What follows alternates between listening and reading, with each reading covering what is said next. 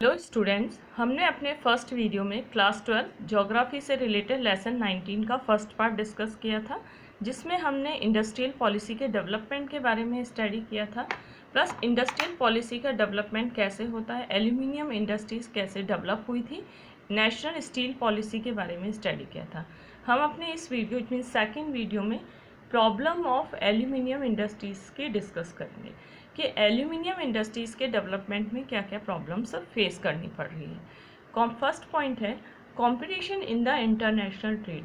International trade में India की जो कंपनीज़ हैं, जो मैन्युफैक्चरिंग कंपनीज़ हैं, उनका कंपटीशन बढ़ गया है, क्योंकि इंटरनेशनल लेवल पे अलग अलग कंपनीज़ आ गई हैं और उनके पास अलग अलग डिफरेंट टेक्निक्स हैं। उन डिफरेंट टेक्निक्स के साथ इंडिया को compete करना पड़ रहा है प्रोडक्शन के बेस पे और क्वालिटी के बेस पे, जो एल्यूमिनियम इंडस्ट्री से रिलेटेड है। फिर नेक्स्ट पॉइंट आ जाता है enable to increase the export. जो एक्सपोर्ट इंक्रीज हो रहा है, एक्सपोर्ट का मतलब होता है सेल और इम्पोर्ट का मतलब होता है बाय। इंडिया जो एक्सपोर्ट जो फीचर है, एक्सपोर्ट है मतलब दूसरी कंट्रीज़ को जो प्रोडक्ट सेल करने में इनकैपेबल हो रही है।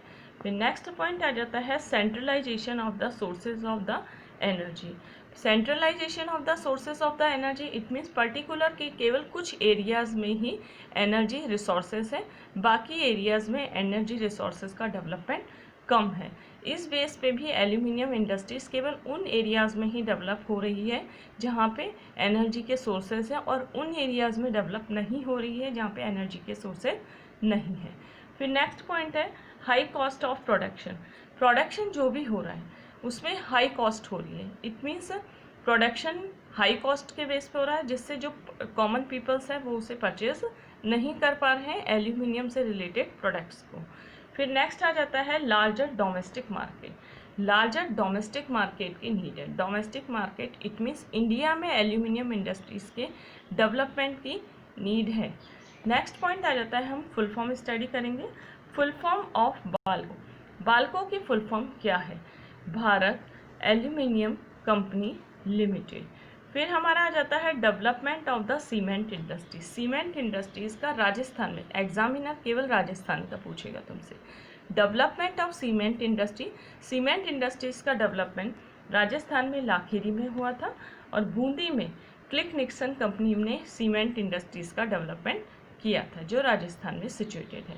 नेक्स्ट पॉइंट आ जाता है problem of cement industry. Cement industries के डेवलपमेंट से रिलेटेड इंडिया को क्या प्रॉब्लम फेस करनी पड़ रही है। फर्स्टली पॉइंट आ जाता है लार्जर कैपिटल इन्वेस्टमेंट। ज़्यादा से ज़्यादा कैपिटल का इन्वेस्टमेंट किया जाना चाहिए।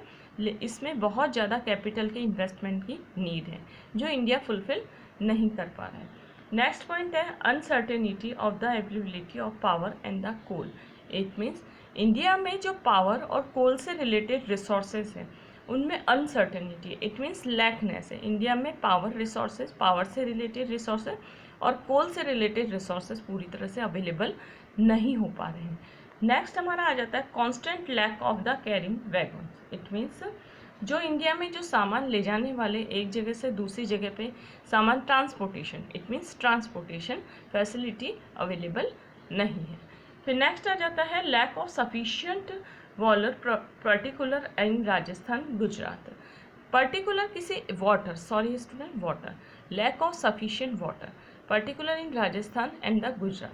सीमेंट इंडस्ट्रीज़ के डेवलपमेंट के लिए सबसे ज़्यादा नीड वाटर की होती है, जो राजस्थान में और गुजरात में अवेलेबल कम है। इट मीन्स लैकनेस है। राजस्थान तो डेजर्ट एरिया है वैसे भी। फिर हमारा आ जाता है cotton textile industry. Cotton textile industries ancient time में सबसे ज़्यादा डेवलप इंडस्ट्रीज थी। एनिशियन टाइम में सबसे ज़्यादा डेवलप इंडस्ट्रीज़ को ही हम कॉटन टेक्सटाइल इंडस्ट्री कहते हैं। सबसे फर्स्टली है हेरोडोटस, जो एक जियोग्राफिकर था, केम टू इंडिया, इंडिया में आया था 434 BC में। BC मतलब before Christ. And he wrote that Indians were beautiful cloth, और उसने इंडिया के ब्यूटीफुल क्लॉथ्स के बारे में लिखा था और ये कहा था कि इंडिया के ब्यूटीफुल क्लॉथ अलग अलग कलर्स के होते हैं और उन पे अलग अलग फ्लावर्स की डिज़ाइन होती है। फिर नेक्स्ट हमारा आ जाता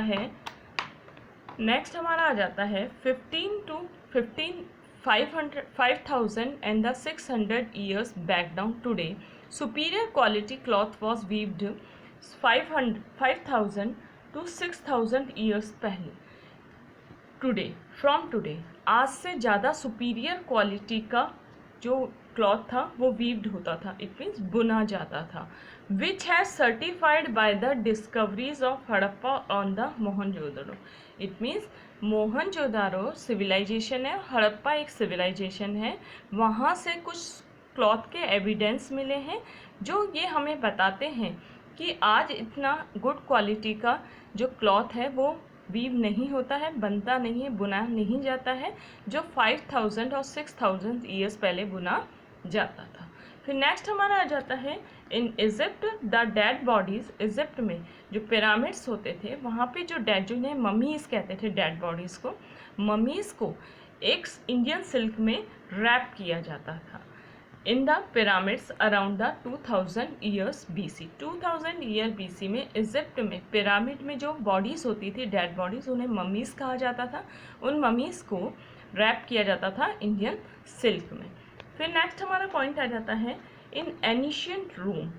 एनिशियंट रोम में the Roman ladies felt pride wearing Indian silk and the block printing clothes.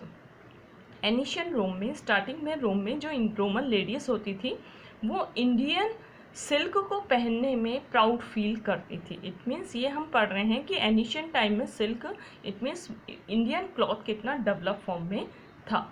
फिर नेक्स्ट आ जाता है French traveller Tavernier who visited India during the Mughal period. Tavernier था जो इंडिया में आया था, मुगल पीरियड में टाइम में आया था, और उसने इंडिया के क्लॉथ को आइडेंटिफाई किया और उसको एक ब्यूटीफुल क्लॉथ के रूप में सर्टिफाइड किया। फिर नेक्स्ट हमारा आ जाता है, अब हम एनिशियंट से हटके मॉडर्न टेक्सटाइल इंडस्ट्रीज़ पे आ जाते हैं। सबसे पहले मॉडर्न टेक्सटाइल इंडस्ट्री डेवलप हुई थी इंडिया में 1818 में डेवलप हुई थी, कोलकाता में डेवलप हुई थी।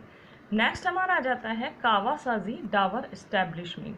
कावासाजी डावर मिल इस्टेब्लिश हुई थी मुंबई में, जो एक कॉटन टेक्सटाइल इंडस्ट्रीज़ है, मुंबई में इस्टेब्लिश हुई थी, 1854 में इस्टेब्लिश हुई थी। फिर नेक्स्ट हमारा आ जाता है cotton textile industries contributes. It means cotton textile industries का कॉन्ट्रीब्यूशन कितना है ग्रॉस डोमेस्टिक प्रोडक्शन में, ये हम इस टॉपिक में डिस्कस करेंगे।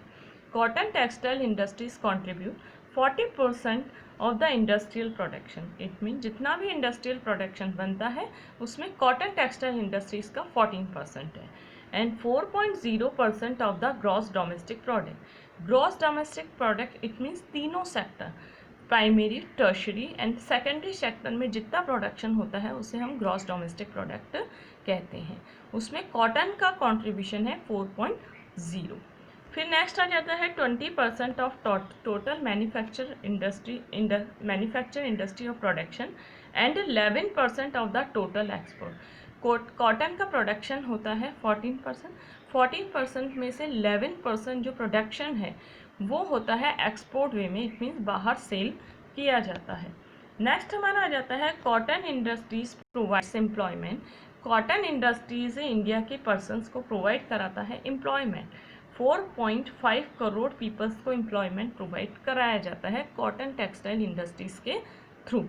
तो स्टूडेंट्स, हमने अपने सेकेंड वीडियो में क्लास 12 ज्योग्राफी से रिलेटेड लेसन 19 का सेकेंड पार्ट स्टडी किया है। हम अपने नेक्स्ट वीडियो और फाइनल वीडियो में क्लास 12 ज्योग्राफी से रिलेटेड लेसन 19 का फाइनल पार्ट स्टडी करेंगे।